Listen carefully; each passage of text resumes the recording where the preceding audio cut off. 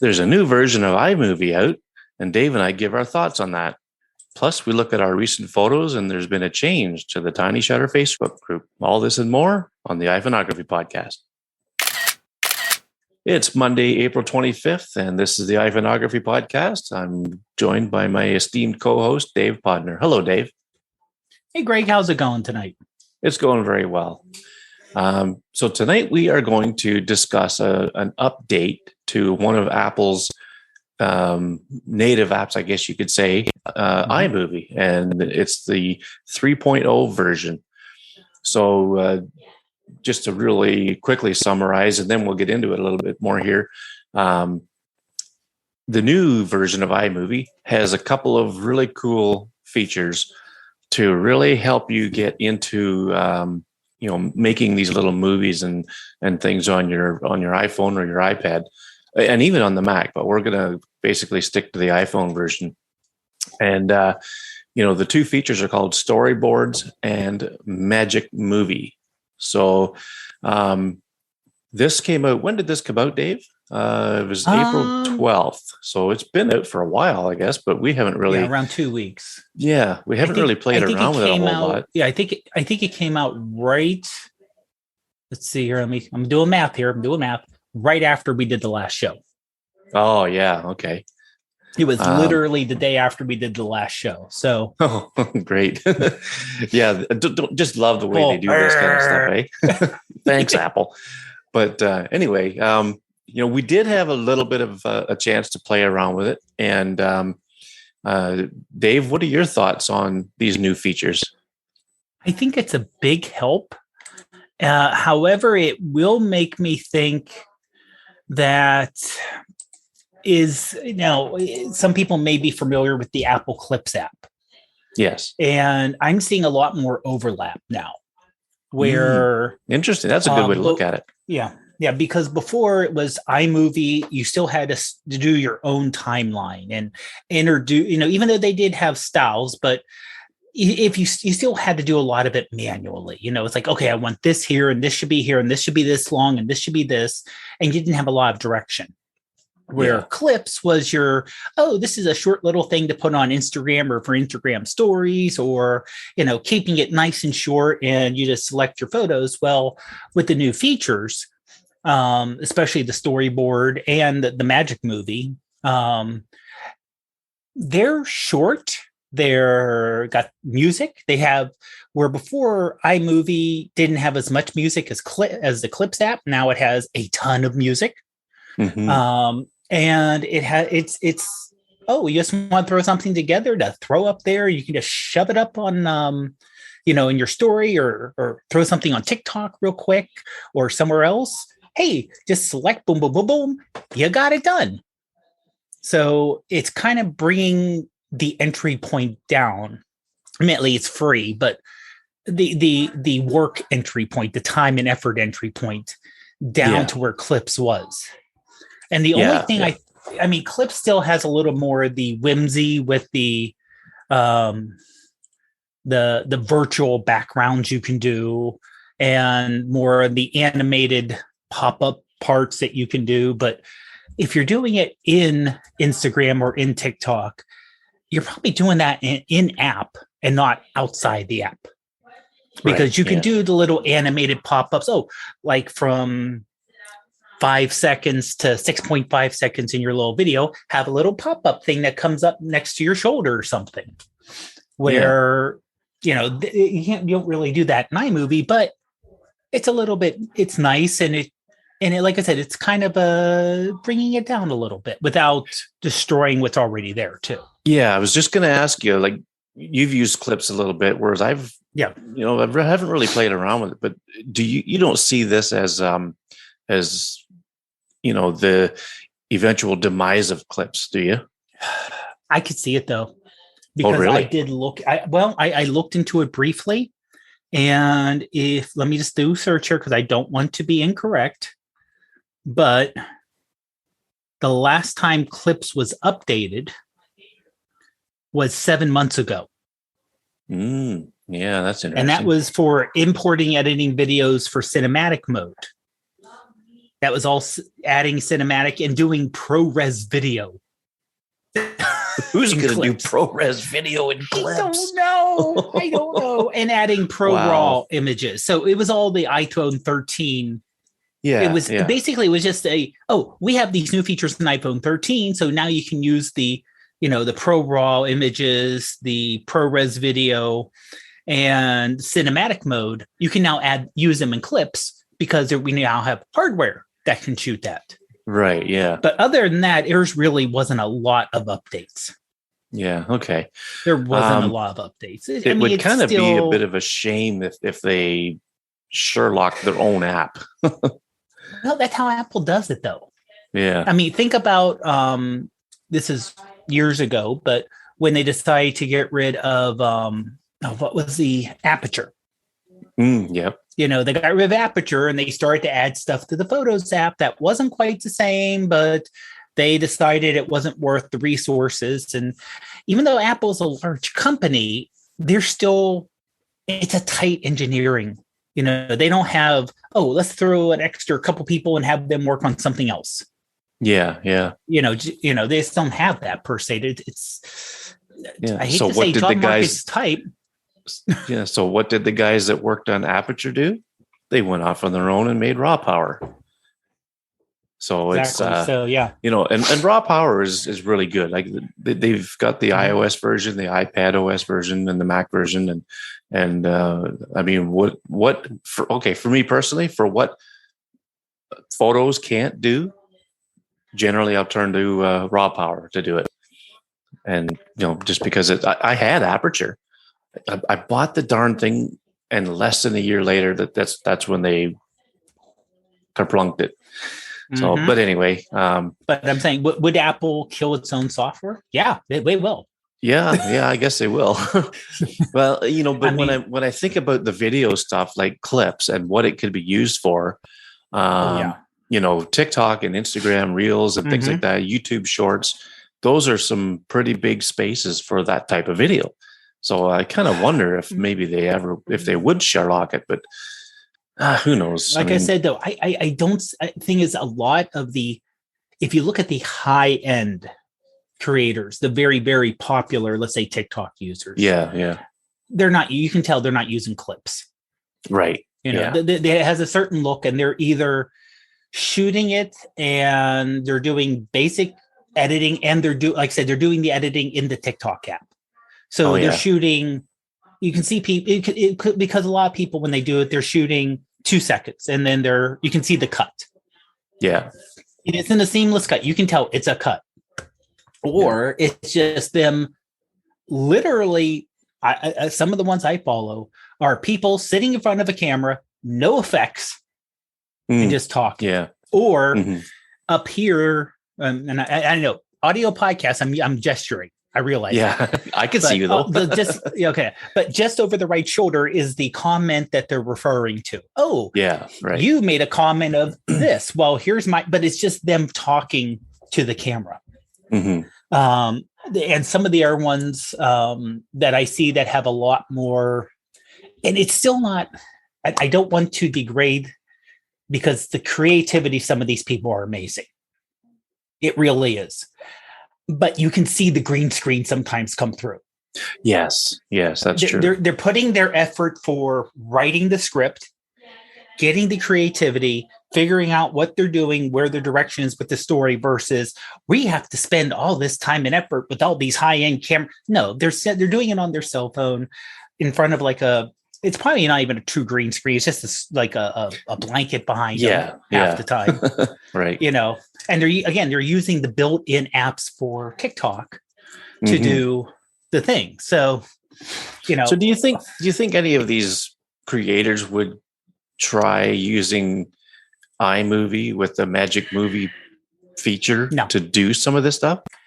Not with the Magic Movie, because the Magic Movie, and we can start going into detail. The Magic Movie seems like the Photos Memories. Yes, on steroids.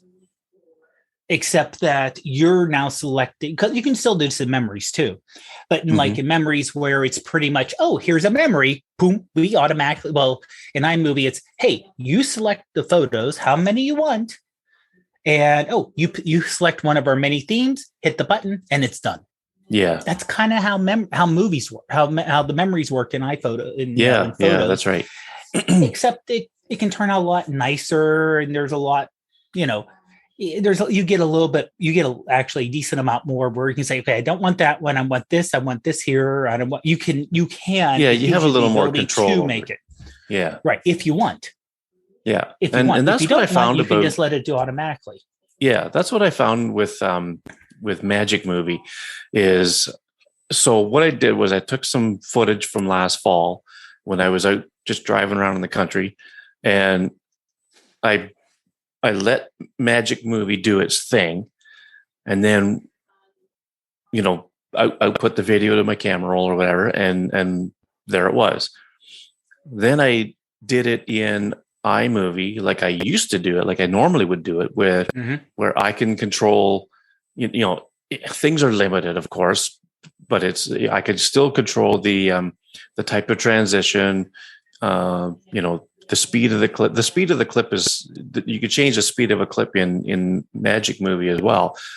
But I don't know. I just like having a little more control, like right. You do, like when you're doing it yourself. So it takes a little more know-how, I guess.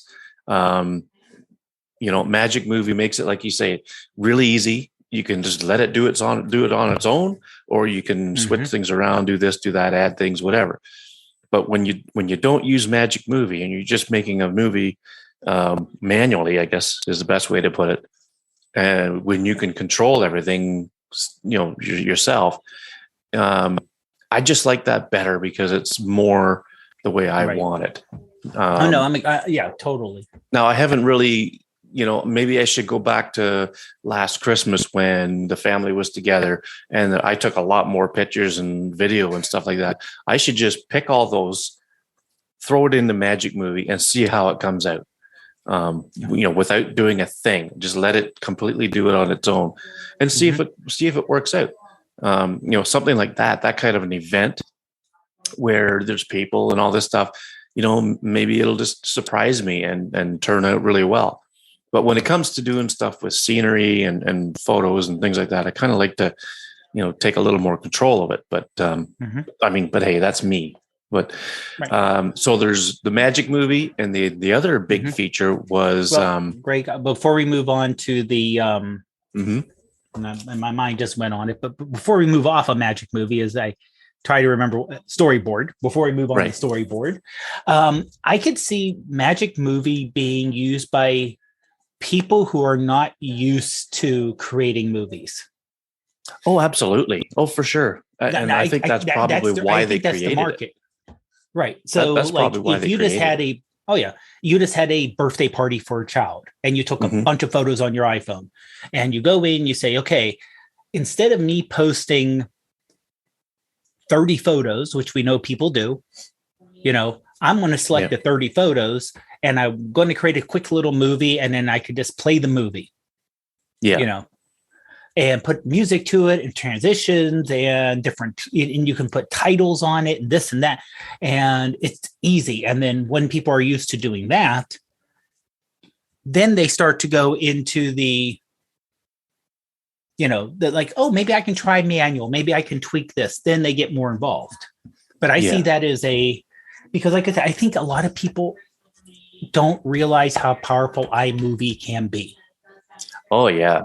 Yeah. And you really don't need the full, I forget the name of the next step up for iMovie. Final Cut? The program, Final Cut. Yeah.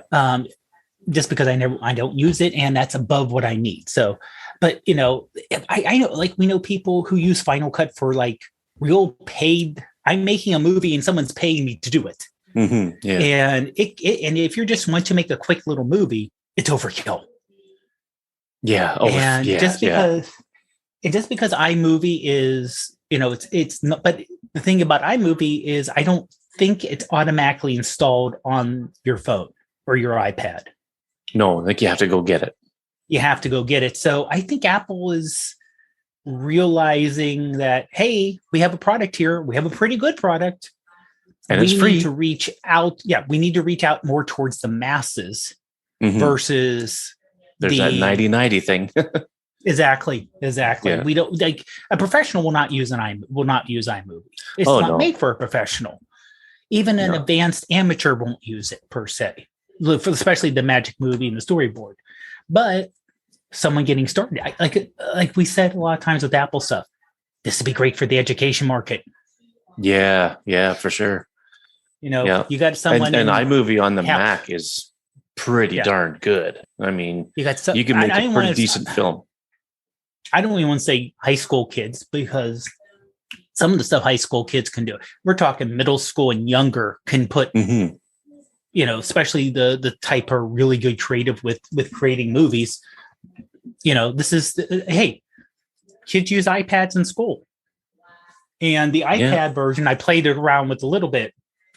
It's almost the same thing as the iPhone version. The layout's a little different because, of course, more screen space. But other than that, it works the same. So I could see, hey, you kids want to make a movie over the vacation trip we did? Go for it. Well, good case in point is, do you remember when the 5S came out, the iPhone 5S came out, and the ad campaign they had for around Christmas time? It was the kid. Yeah. Yes, I did. The kid was, you think he's being, snobbish and sticking to himself and all this stuff. Meanwhile, he's on his phone all this time, but he's putting together a movie for the family, about the family at Christmas time. And then at the end, they plug it into the TV or whatever, and they show it, and there it is. So, I mean, and this kid looked like he was maybe 12 years old, 13 years old, right? Something like that. So, that's exactly, I mean, that's a very good use case for iMovie, especially with the Magic Movie part. And, and I could see kids taking advantage of the storyboard, because, it's a good guide to movie making. It has the, well, I'll just open one up here. Let's transition to storyboard, which is the second new thing they added on. Yeah. And now I would say storyboard is the next step up from Magic Movie, where Magic Movie is pick photos and videos. I don't want to neglect that. You can select videos and it'll put it in there too.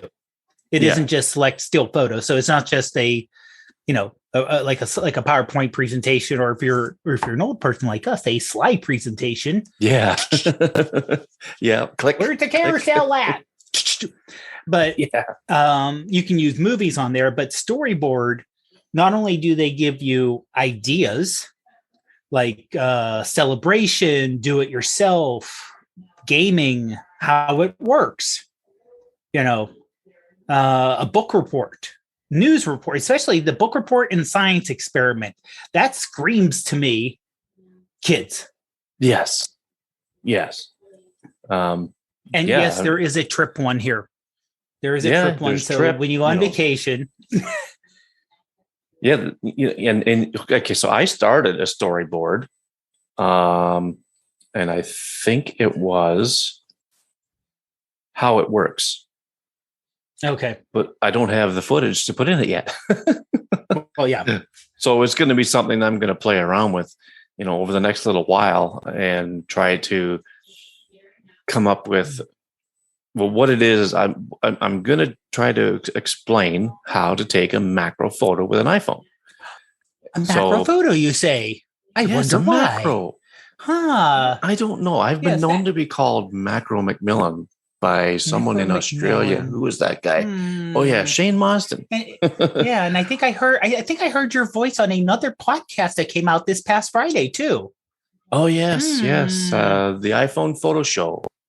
Yes. Very nice interview, by the way. Very nice interview. Well, thank you very much. That was the interview was about a month ago or so, and Jefferson Graham at the time told me that we're doing this ahead of time. We don't know when we're going to put it on there, but so what they did was they did like totally off their format. They just did a show full of interviews. So I thought it was kind of cool that they had Joe Bradford on, and then there was a fellow from California who works at a camera store. The name escapes me, but I'm going to put a link to this in the show notes. But and then they had me, and then they had Ant Pruitt, who's on the Twit Network, who does the Hands-On Photography podcast. So it was a pretty good mix of people that they interviewed, and it was Mark Common from Paul's Photos. Yes. Okay.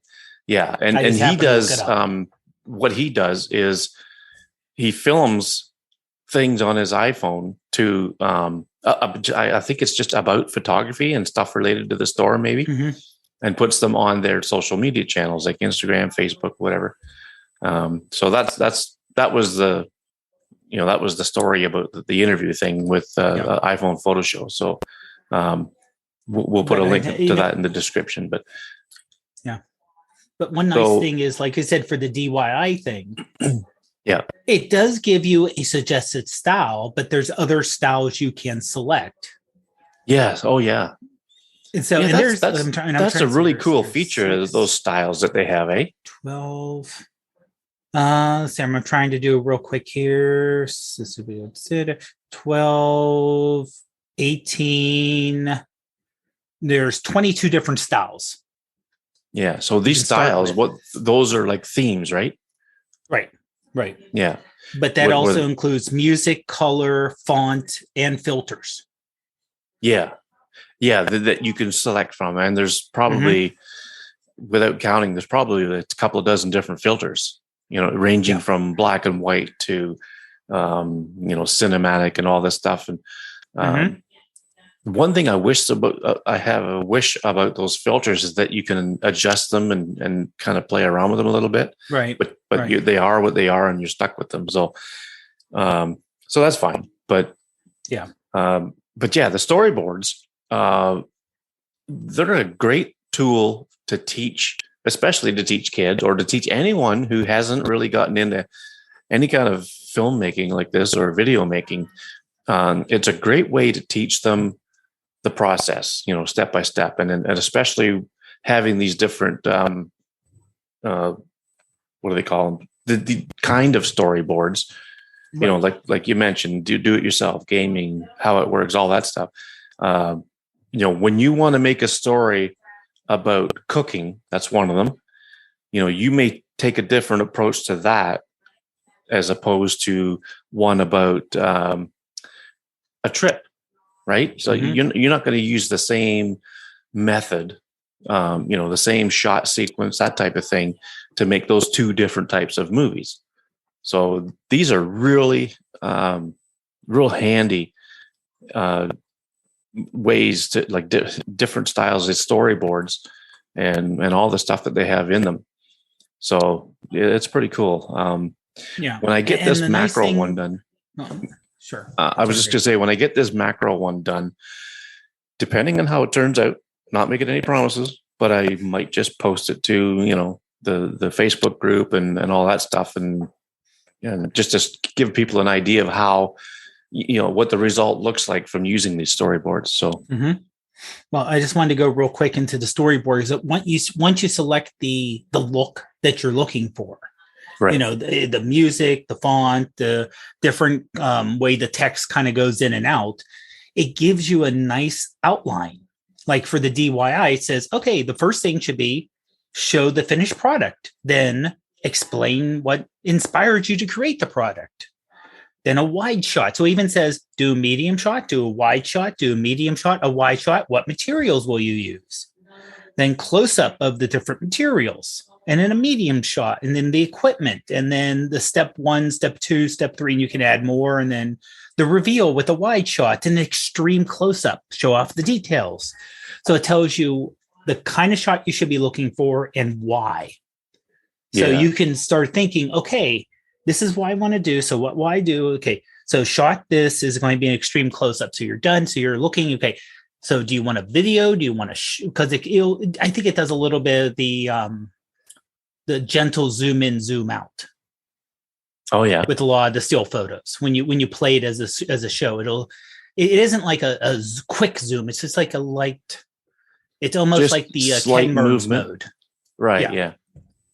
And it gives you like step by step, like, a close wide shot, offer encouragement about starting the project, and give your last tips and tricks for completion.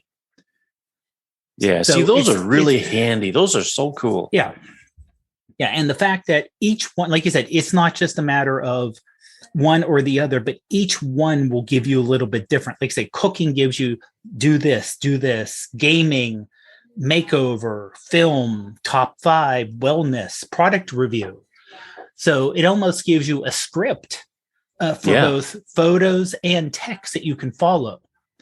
So if you're just starting off, you'll have an idea of, oh, this is what I want to do next. Here's the shots I want to take by planning ahead. Yes. So that the one I did, which was a trip to the aviary, it only turned out to be 34 seconds. Because it was more of, oh, I have this thing I can use as a tool after the fact instead of thinking about the shot beforehand. And that was a magic movie. Yeah. So that was like, I took only a few, because we took a good amount of photos. And I might talk about that with our pics of the show. But I took a lot of photos because it's a cool place. Yeah. But I didn't want to make a 4-minute long video with all the photos. Yeah. Yeah. That's where so did really you, comes when you in did handy. the magic movie, did you just throw them in there and let it do its thing, or did you do any changes I yourself? did. Well, I did that, but also after it did its thing, I didn't like the music per se. I didn't like the mood, so I selected different music, and it wasn't like and that's where personal preference comes in. It's like it was fine. The music it selected was fine. It just wasn't the mood I wanted. So I decided to make a change and use something else, which was easy. You click, and the music is based on the theme too. Boom. Right. Yeah, the music is based on the theme you select. So you may like the look of a theme, but the music might be not what you want. So yeah, it's nice that you can just change out the music. And there's, like you said, there's all kinds of music in there now that you can pick from. Yeah. So it's almost overwhelming, the amount of music. Yeah. And of course, it's not all downloaded onto your device. When you look at it, you tap it once to download it to the device, and then tap it again just to play it. And then you can hit the little plus sign on the side there to actually add it to your little project that you're working on. So now I'll also say this is that when you're exporting, you do have an option to export either as a project or video, and you can change the resolution. Okay. Now that's before you do that. When you hit the export, you get the share. Yes. The share sheet. The share sheet. Yeah. The share sheet. At the very top, there's an options button, an options link. Oh, so you okay. can go all the way down to 360. I defaulted to 1080p, but you can go to 4K. Yeah. Okay. And depending on what you have, you can do 60 frames per second. That sometimes looks weird. The high frame rate. It can get that, especially if you do a lot of video, unless you shoot also in 60 frames per second, it can still give you that soap opera look. Yeah. That can throw people off. I'm not saying it's good or bad. It just has that look. But and it just outputs just as like you said, as a straight video. Right. Yeah. So and you don't have to your photos, anything right? weird. Right. Yeah. Right. So it just makes it easy that way. Yeah, that's a good point. Looking at that options thing at the very top, a lot of people probably tend to overlook that, and I'm a little guilty of that myself. So it's nice to have that reminder. But yeah, I didn't look at that options piece in the new iMovie, so I wasn't aware that you can change all that stuff, like the export it as a project or a video, and change the resolution like that. So yeah, that's a good tip. That's pretty good. And honestly, for most, no one, I don't want to say no one, but generally you're not going to use a 4K. because YouTube Vimeo doesn't normally support 4K. The most it's going to support is normally 1080 because of bandwidth issues still, and uploading it may take forever. Yeah. So, and chances are people are looking at this on their phone. Right. I mean, if you make something, if you make a little movie or a little film that you really want to have a great experience with, and if you have a 4K TV, I don't even have one yet. But if you do have a 4K TV that's going to, really show this at its best, then yeah, you can export it as a 4K film video file. But I never have, and I have no desire to get a 4K TV right now because I mean, I would say this: I have a desire, but not a need. Okay, yeah, which I'm very happy. I will agree. Which with I'm that. very happy. But don't agree. get me wrong. I am happy I do not have a need for a new TV because we only have one TV in the house. So Yeah, if we had a need for a new TV, that means we would not have a TV. Yeah, which yeah. we would work around. We would work around. We watch everything on the iPad probably, but we'd rather not do that. Or we'd rather not spend the hundreds of dollars for a new TV. Yeah. I mean, I bought a Panasonic plasma TV. I bet you it's been 10 years and the picture is still really, really good. It's not, there's no reason to get another one. Right. And I'm agreeing with you. It's just that it's hilarious that our phones are a higher resolution than our TVs. Oh yeah. Big time. Yeah. It's crazy. Yeah. But anyway, so I mean, like I said, you do have the output options, but I would say unless there's a reason you want to play with them, leave it. Yeah, exactly. It's nice that it's there, though. It's nice. In fact, that would be something nice for Apple to do with other things they put out where there are options if you want to tweak with it, but if you don't want to, it's out of the way. You don't even notice it. Yeah, that's right. Yeah. So any final thoughts on iMovie 3.0?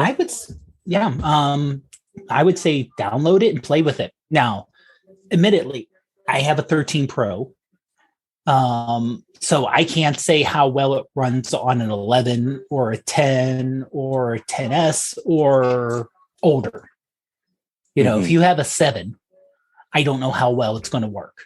If you have a more than likely, more like iPads. If you have a 2017 iPad, which people keep their iPads forever because they don't, there's no reason to get a new iPad most of the time. Yeah, because they work forever. The only thing that would bust on them is a battery. Most people keep them plugged in most of the time anyway, so you don't notice it. So I don't know how well it works on old hardware. Other than that, I think it works really good, and play with it. Because like I said, there are so many times that you go places, and outside of posting 30 or 40 photos to an Instagram story, which I see some people do, to get out photos from an event or a happening or something, there's no easy way or quicker way to actually show your shots. Occasionally I'll use like Pic Collage to group 3 or 4 shots together, but you also lose resolution doing it that way. And you get, you don't get the full screen, you get they're smaller, and sometimes so try the movie and see if you can make something interesting. Yeah. I just opened up iMovie on my 10s Max just to see how it's going to perform. Now I have no SIM card in it, so I forgot I had Wi-Fi off. So now it's got to download some of the media that I'm putting into it. So if you're using iCloud, which I am, and everything's stored there, it's gonna. I picked about 5 or 6 different videos from Christmas time, like I mentioned earlier. Okay. And I'm just gonna see what it does. So I'll let that do its thing while we carry on here. So I would say yes, download iMovie, and if you don't already have it, if you do have it and it hasn't updated, get the update and check it out. It's a great way to get into filmmaking, and be careful with it because you might just get hooked. So, all right. So now we shall move on to our recent pictures or our recent photos. So, Dave, we'll start with yours because I'm very interested in this first one. Now, I'm going to share my screen just so that you know what I'm looking at. Yeah, which one you're looking at. Yeah. Now, I'll preface this by my first two photos, the bird ones, were taken at the National Aviary.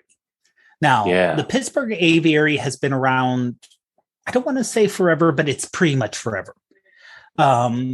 It was made the quote unquote National Aviary at Pittsburgh because one of the local congressmen put a resolution to call it the National Aviary of Pittsburgh. Pretty much that's, but it is I don't almost said very unique. Wrong. Sorry. It is unique in that the birds most of the birds are pretty much out free for flying. And it's primarily, if you think about it, as a zoo for birds only. So there's different habitats they have the birds segmented into. They do have a desert area where we almost got hit by the birds flying around. Oh, wow. Very small desert birds, low flying. And there's a wetlands area. Now, they do have some where they are, like the owls, are behind in their own little area. They're still kind of free, but it's more of a confined space. But this main area here, you just basically walk on a bridge. And so there's a wetlands underneath and the trees growing on either side. And now this was used using Zoom. So you can tell it's not as clear as, as if it was a camera with a better optical zoom. Can't wait for the Periscope Zoom Apple, please. Yeah. But this bird was gorgeous. He was bluish gray, and he had to be he was far enough away, it's hard to tell size. But if you look at the tree trunk and the size of his claws there, this was a substantial bird. Yeah, it looks huge. And audio listeners, look on your phone right now because you'll see a photo of this bird. Yeah. And he absolutely gorgeous. And like I said, now he didn't fly, but none of these birds have their wings clipped or anything like that. They are free to go wherever they want. Over your head. There was one bird, I'm not showing it here, that was just walking on the bridge around the people. Oh, wow. It's kind of, there were kids there because it was the day before Easter. So lots of families out. And they were just walking around. The bird was kind of like, oh, hi, how you doing? Nice to see you. And like I said, this thing had to be, it is a parrot. And this thing had to be at least 2 feet. At least 2 feet. I don't know the weight. Is that 2 feet from top of the head to the tip of the tail, or the top of the head to the feet? I want to say maybe top of the head to the feet.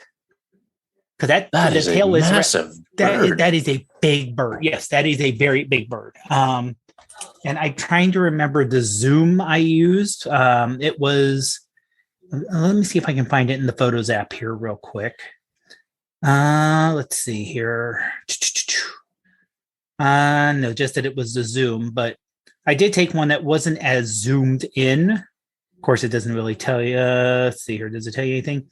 I don't know if this helps anyone, but this was the 227 zoomed out. So it was the telephoto lens plus a good amount of zoom on top of that. It's still fairly clear though.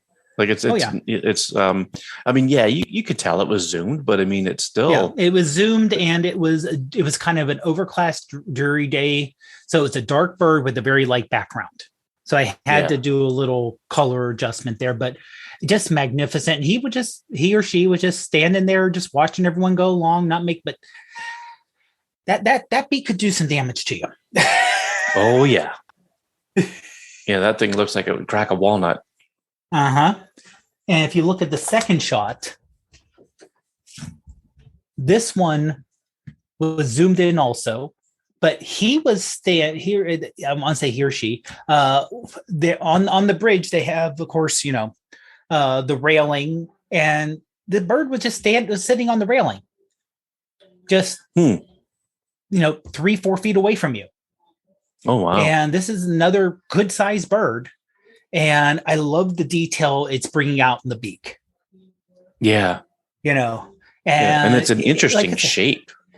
Oh yeah. It's almost like it's aquatic bird. Almost. I don't know anything about it, but I love the colors. I love it. The eyes just staring at you. Yeah. And this was a kind of a big poofy bird, and it was just kind of sitting there, kind of staring at people as you were going along. How big would this one have been? From this one was maybe 1.5 feet. Oh yeah, still big size bird. That's big eyes too. Oh yeah. Like I said, the eyes just kind of stare at you. So, and it, like I said, it's interesting. It's a fun place. Very educational. They have an area where they have African penguins that you can get very close to. They even have little areas where either if you're a kid or if you're very flexible or if you're a stupid old man who tries to squeeze into places, can go underneath and kind of pop up. So you're like face to face with the penguin. Oh yeah. In their little habitat area. Hi. So yeah. But like I said, the amazing thing is just the birds are just, you're immersed with the birds. Mm-hmm. Yeah. There's literally nothing between you and them. Some of them are underneath you in the water area they have. Like there's an area where there was like 6 or 7 flamingos. Oh yeah. And one was very vocal and talking to the crowd. Oh really? But there's literally nothing between you and these birds flying around you, being up to you. And they're just so used to people because that's where they are. So it isn't a matter of, you walk into a place, you can't see the animals. So in your Photos app, Dave, when you pull up a picture of, say, this bird or the other one, or any of the ones that you took, okay, so when you got the picture open, you see the little eye within the circle, and does it have little stars beside it? It does not, no. Okay, if you come across any one that does, then you can tap on the eye, which is like basically the info, or just swipe up on it. Then you can now it'll tell you possibly what kind of bird it is. Right. But let me say this, and this is where I get out of my iOS, Apple's so wonderful, better than anything else shell. Google Photos has a thing where it's very, very similar, except you open up Google Photos, you go down to the bottom, they have the little dot inside of a rectangle. It will scan the photo, and it will tell you that is a boat-billed heron. Ah, interesting. It will actually tell, and it does a great job. So what about the other bird? Because when I make the chapters for this, I'll put these bird titles as the chapter. Okay, let me get to that one. No, that wasn't it. No, it was showing a macaw, which close-ish, but not quite. Okay, well, I might be able to do a search for it later, and when I put the show together for the podcast feed, I'll put that title on there. If I can't, I'll just call it black gray or bluish gray parrot. Like I said, it is. So, I know it's definitely some kind of parrot, obviously, if you look at it, and unfortunately, and I wish I could give more information. That's one of the things for these birds, because they are just kind of out in the open. You just don't have a bird behind an enclosure with the thing on it. Right. you literally have 15, 20 different types of birds in one room. So Yeah. it's kind of like, okay. And they have volunteers there. The volunteers are great to help you out and direct you and, give information about the bird. So, and it was like $16. So it wasn't too bad. Yeah, that's not bad. No, except for if you wanted to like feed the penguins or interact with the sloth. That was expensive, but I understand you got to make money. Oh yeah, yeah. Because it is a private institution. It would be a very educational place to go and see. Mm-hmm. Yeah, well, that's cool. So your third image, I really like this one. I saw this one on Facebook and Instagram, and I thought it was pretty cool. Yeah, this one was. I took this halfway through a run, and this was at the end of a dock. Okay. Not too far away from our house, there is a boat dock for a rowing club, and this is actually a public dock they go off of. So went out there, using the zoom, which I know bad photographer using the digital zoom, but just try and get the shot in here. Now, I haven't tried this since. Originally, I was going to try Spectre app because of the river and trying to get them, and it was blurry. I tried it multiple times and it kept coming out blurry. I don't know why.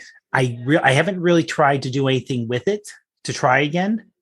And when I tried doing this with the built-in slow shutter part for photos, the live photo, it cut off. Yeah, the live photo part, and just kind of do that. It just it cut off so much in terms of cropping. So I just kind of left it as live photo. The river was moving at a decent pace and it was a little breezy. So it made the nice little shimmery reflection there across the river. Mm-hmm. And I like the fact of the, admittedly, I'm not a big fan of new development like this. In terms of apartment buildings, like apartment houses like this, where they're, they give you the faux kind of, it's really a house, but it's an apartment look. Yeah. But they're nice ones, and they do have a nice view of the river, and most of them have balconies. But I like the contrast behind that, which these are relatively new, with the old factory in the background. Yeah. And and I did use Polar to do a little boosting with the green and the blues. So it really was, the greens weren't that green yet. And they're still not quite that green yet. So the greens do look a little artificially green, but I just wanted to give that little extra pop, like a color burst, but not go a full color burst. I think that's partly what drew me to it so much is the greens, because I'm stick season. I'm done with it. I want it over with.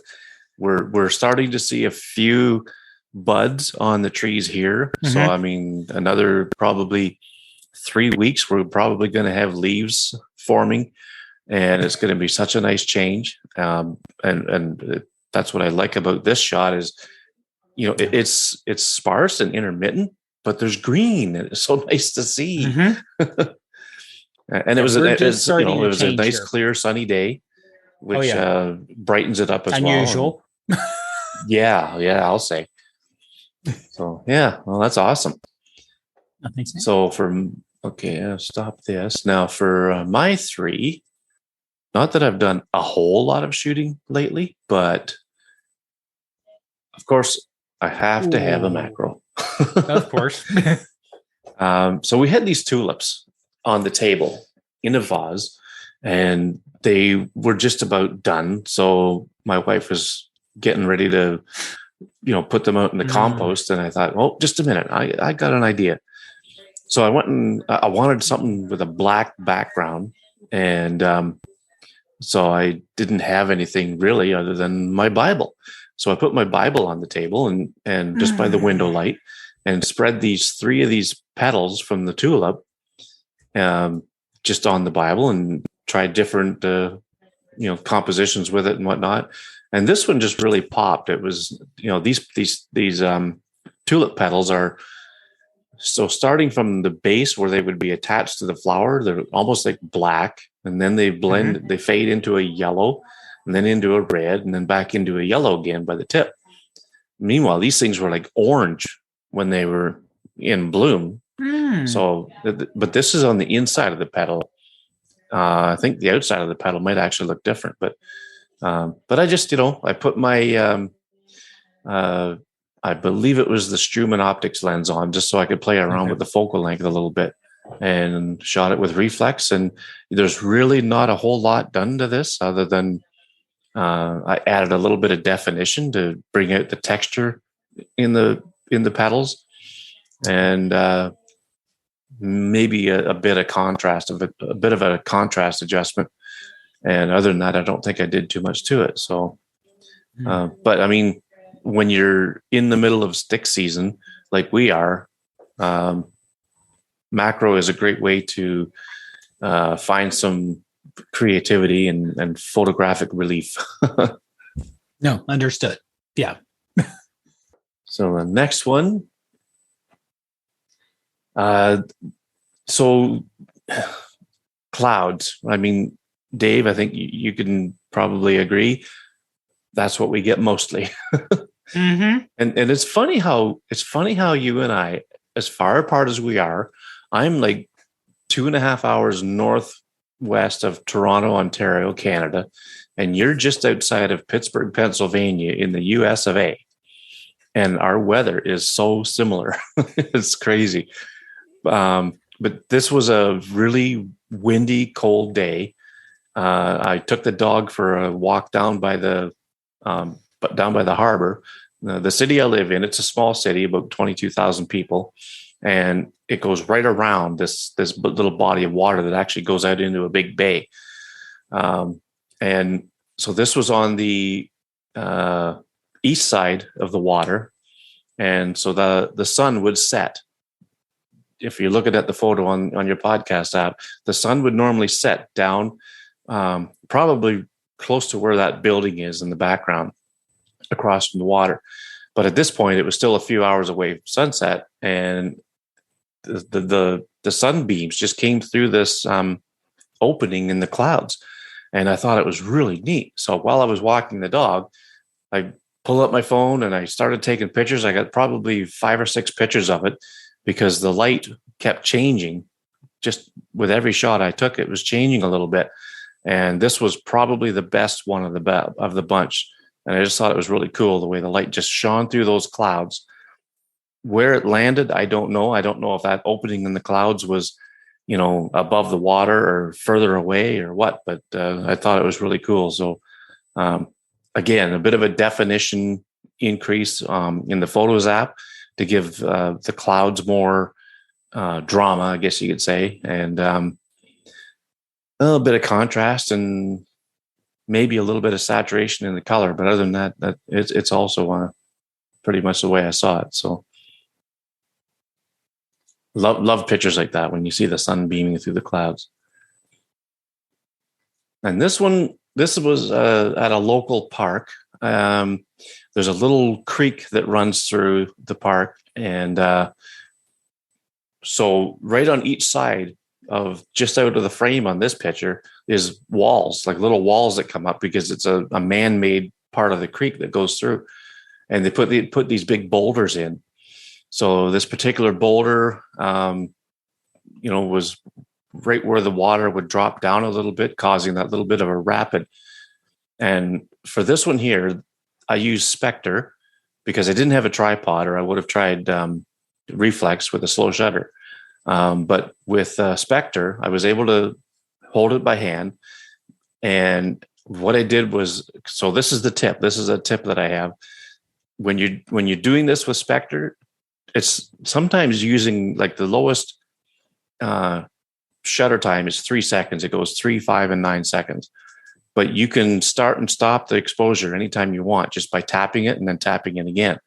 So I tapped this one really quick, like tap, tap, just to get a little bit of movement in the water, but without full blown veiling and motion blur. So this was actually only about a fifth of a second, and that's a pretty good length of time to get this look.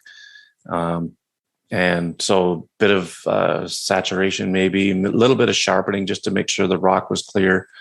And that's about it. So that's pretty much what we've been shooting these days, Dave.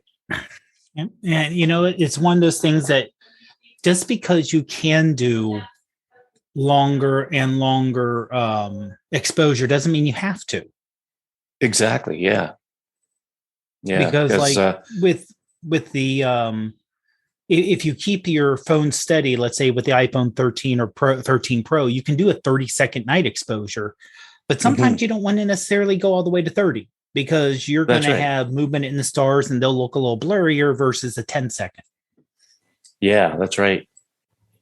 Yeah. Yes. Yeah. Just because it can doesn't mean you have to. That's a good kind of a good rule to have. So, all right. So that's our photos. That's just about all we got for this week, other than just a quick mention. The Tiny Shutter Facebook group, if you're in the group, then you'll notice that it has a new name.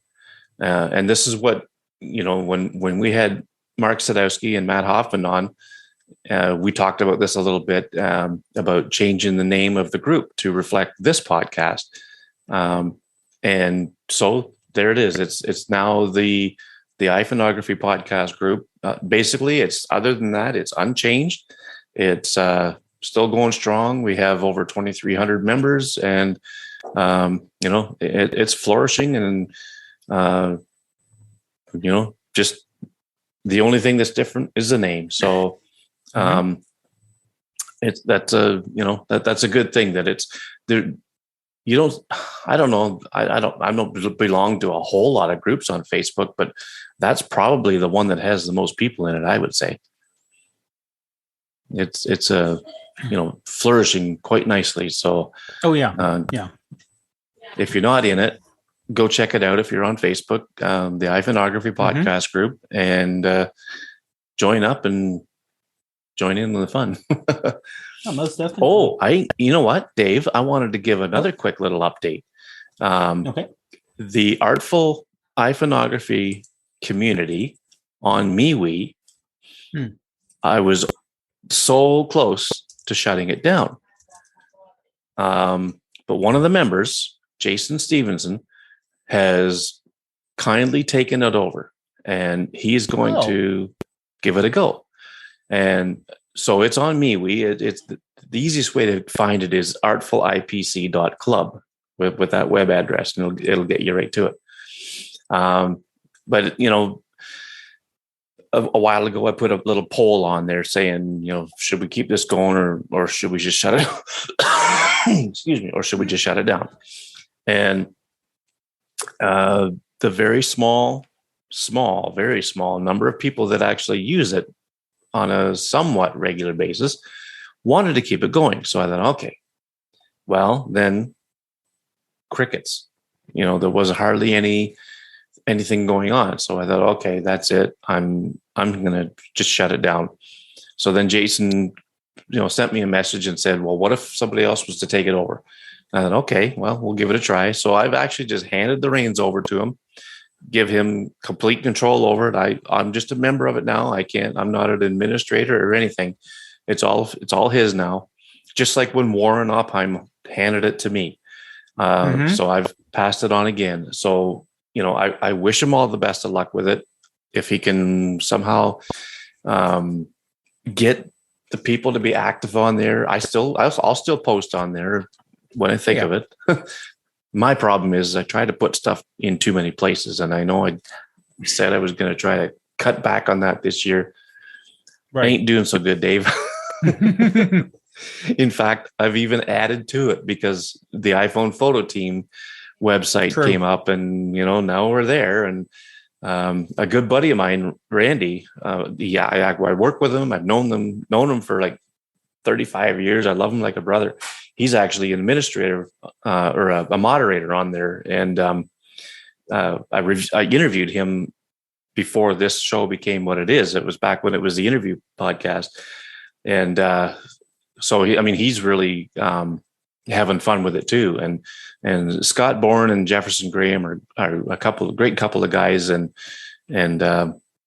Scott's in his 1-year journey to practice iPhone or practice photography just with his phone, unless, a need arises for a bigger camera, but like a paid job or something. But yeah, it's a good little community too. So there's a link to that in the show notes as well. Have a look at it. Dave, you're there. I'm there. We got to get Mark and Matt over there to see what they think. Well, I honestly, nothing against Mark or Matt, but I think Mark really isn't using his iPhone much anymore. Yeah, that's right. Yeah, that's true. And Matt too, for that matter. Like, he's really having a lot of fun with his Fuji. So, but yeah, no, it's a great little community. So if you live in the US, they have giveaways once a month, and in order to win something, you have to put your photo in circles, which is like the little categories. Like they got one for macro, black and white, panoramic, all this stuff. And so if you want to win something, they got, and these prizes are pretty good. Like the last one was a platypod thing where you can set it on the desktop and put different holders on there to hold lights, and it was a great macro setup. So for me personally, I don't live in the US, so I can't win one, but if one of my pictures gets considered for a winner, I'll have it sent to Dave. He can get it in the mail. And exactly. So yeah, so it's a great little community, and and the Facebook group for Tiny Shutter. I don't need to start one for the podcast. I was thinking about it, but now I don't need to, because we got the Tiny Shutter gang over there. And gosh, well, I guess that's about it. So yeah, just check out the links in the show notes and take it from there. All right, Dave, I think that's it. Tell people where they can find you. Sure. You can find me on Instagram and Twitter, at least for the time being, as Prof Pod. Dave Podner on Facebook, Dave Podner Jr. on Facebook, and Dave Podner on the iPhone photo group. And on TikTok, I do occasionally post stuff, not as much photography related, occasionally, as Prof Pod TGH. All righty. And you can find me on Instagram at McMillan Photo, on Twitter. We'll see where this all goes now that it might be in the new hands, but McMillan_photo over there. And the iPhone photo team, just look for me by my name, Greg McMillan. And I really got to add that link to all my links at about.me/McMillan. So you can find this podcast on iPhoneography.ca. We host it at anchor.fm, and you can get it on just about any podcast player. And I guess that's about it, Dave. Guess we'll see everybody on the next one. Have a great one, everyone.